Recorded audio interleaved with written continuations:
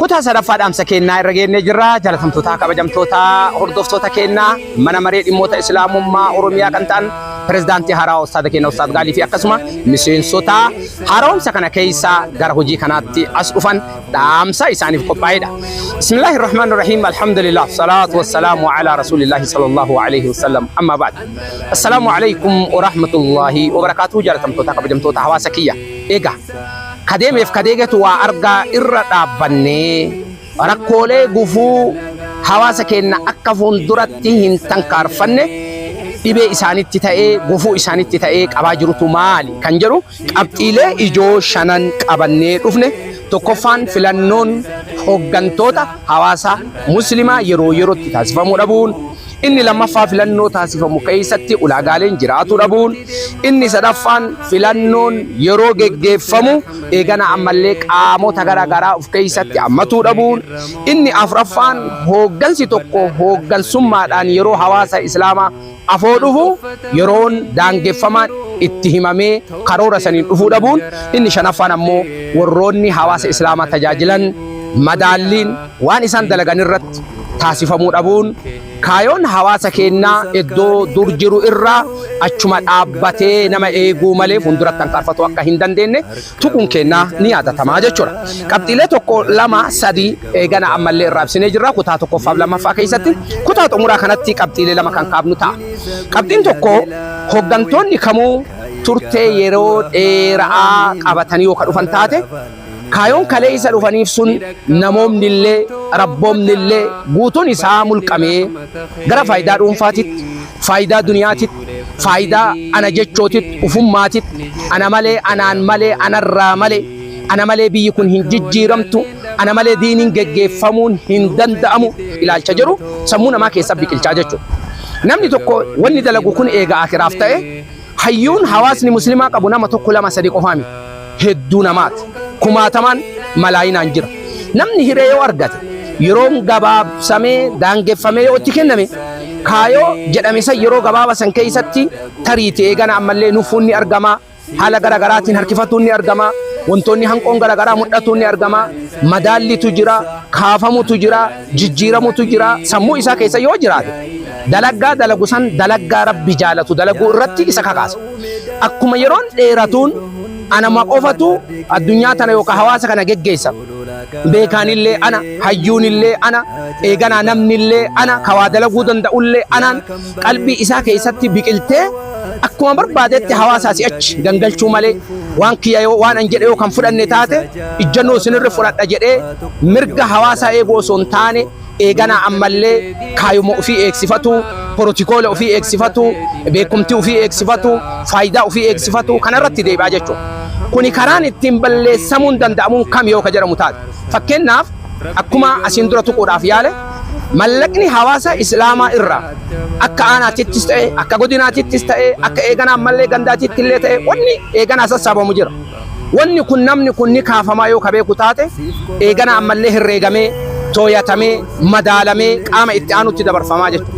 Kana keessa maal ta'a namni tokko waan tokko yoo ka balleessullee taate homa xinnoo balleessa malee waggaa 50 waggaa 60 wallahi dhiyoo kana waan seenaa garaa nama nyaatu magaalaa takka maqaa isii dhayuu hin barbaadu biyyuma teenna tana keessatti magaalaa sababa koree hooggansa hawaasa muslimaa jedhamee warra filatamee kaayoon isaanii laamshahee masgiida tokko malee lama ijaaruun haraama jettee murtee dabarsite nu malee koreen firaa filatamuun haraama jettee murtee dabarsite nu malee namni biroo diiniif dubbatuun haraama jettee murtee dabarsite aangoo harkaa qabduun sochii diiniitiif namooma guutuu isaanii laamshessanii diiganii haga namni nu malee mee duniyaa tanarratti haa argamu jecha eeganaa haga labsuu takka gahame jechuudha. Sadarkaan hawaasni keenya turteen umriin dheeratuun qalbii isaa keessatti eeganaa biqilchuu sadarkaa kam gaha jennaan sadarkaa haga akka fir'aawna ana malee ilmaan dhiiraa dachii tana keessatti jiraatu hin qabani barbaada dhabamsiisaa jechoosan haga sadarkaa sanii fa'aa warra yaaduutu argamaa jechuudha. Nu malee namni dubbatuu hin danda'u. Nu malee waan islaamummaa namni kaasuu hin danda'u. Nu malee eegana ammallee dhimmi islaamummaa namni quuqamuuf hin jiru. Beekan jiru nu hayyuun jiru nu wanni diinii kawaa haasa'uu qabu nu kanama hoogganuu qabu nu ilaalchi jedhu sammuu namaa keessatti biqilee hawaasni islaamaa isaanuma wajjin wadhaansoo bahuu malee kaayoo ofii dalaguu dagatee jechuudha.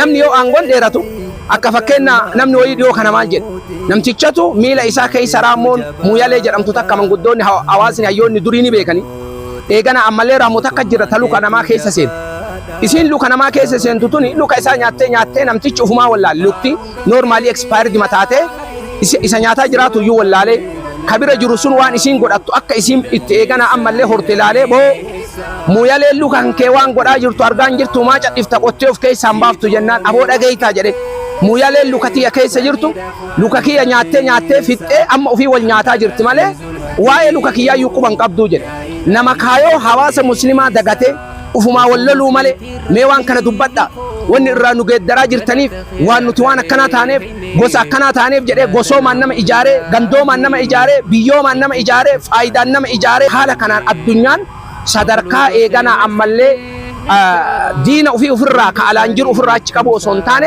ufumaa wal nyaatu dachaatee jirti jechuudha.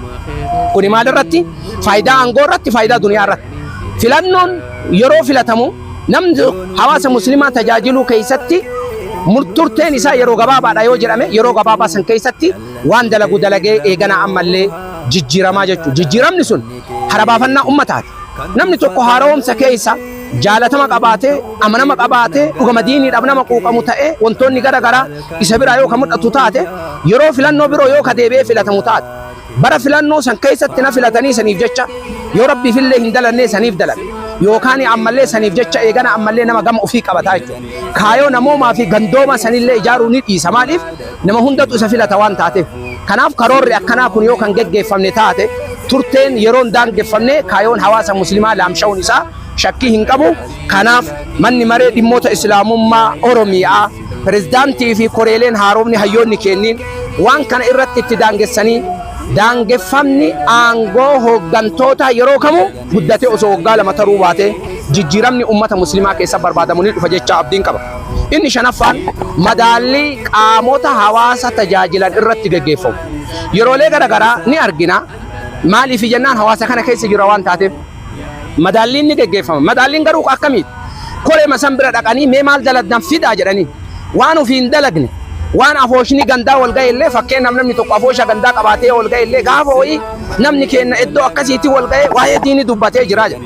Yoo namni akka tasaa dargaggoo wayii sagantaa wayii qabattee ofuma geggeeffattee hayyamuma kennaniif illee dargaggoon magaalaa keenya akka wal gahanii sagantaa gurguddaa biyya kana keessatti taasisan haala mijeessinee fi jirraadha. Ka dalagee qaama biroo xalahaa barreessuun uummata islaamaa tajaajilu jedhanii kana gabaasa waan dhiyeessaniif. Kana qofaa miti tariitii oma xiqqoo takka yoo dalagamee jedhe fakkeenyaaf lafa ijaarsaa akka majlisa aanaatitti akka godinaatitti akka gandaatitti yoo gaafatan waggaa guutuu waggaa 5 illee waggaa 10 illee sanuma qabaasan. Mee maal daladdan uummata islaamaati? Mootummaa bira dhannee lafa hoyii nuu kenni jennee lafa san nuu kennee eeganaa kunoo isii san hojjetaara. Nu uummata islaamaati seenaa aga dhufne seenaa takkuun dalagamne dalagame jedhanii dalagama takkatti dalagan san 70 bara kanallee waggaa dhufullee isima san gabaasaa deddeebi'a. Isima san alanchaa ummata islaamaati jijjiiramu. Wanni ummanni islaamaa barbaadu waajjirri isa ijaaramuu qofa. Rakkoo eegala qursisa ulamaa keessatti hin qabu. Rakkoo yatiima qarqaaruu keessatti hin qabu. Rakkoo rakkataa fi qarqaaruu keessatti hin qabu. Rakkoo masaajida ijaaruu keessatti hin qabu. Rakkoo kalaawii quraanaa keessatti hin qabu. Rakkoo hawaasummaa keessatti hin qabu. Rakkoo diinagdee keessatti hin qabu. Akka waan kaayoon ummata islaamaa kaaree 200 takka yookaan 400 takka fudhatanii iddoo sanin mana tokko ijaaruun guddina islaamaatitti tanuma qofa gabaasan jechuudha. Kanaafuu madaalliin geggeeffamu haala kamiin ta'uu qaba? Madaalliin geggeeffamu warra hojjate maal hojjattan jedhanii gaafatu osoo hin taane warra tajaajila argataa ture tajaajila maal argattan?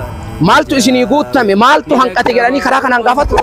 Gaafa kana taasifame majlisni yookaan ammallee hooggansi hawaasa muslimaa boo dhaabate akka barbaadamu sanitti eeganaa tajaajila kenneera.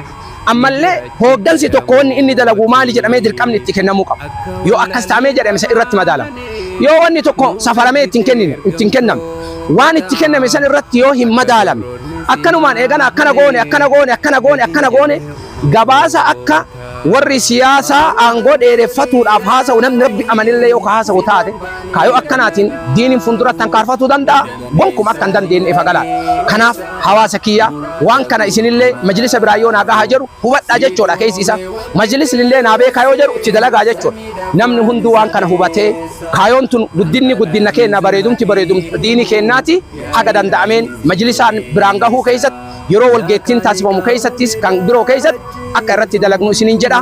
Waan kana amaanaa rabbiiti ka dhageettillee ka eegana ammallee aangoon harka kan kee keessa jirtullee irratti dalagi hunda warra sagalee kana dhageettanii sheerii taasiftanii qubsuma keessa rabbiin firdoosiin haa taasisu isiniin jedha. Wassalaamu alaykum wa rahmatullaahi wa barakaatuh.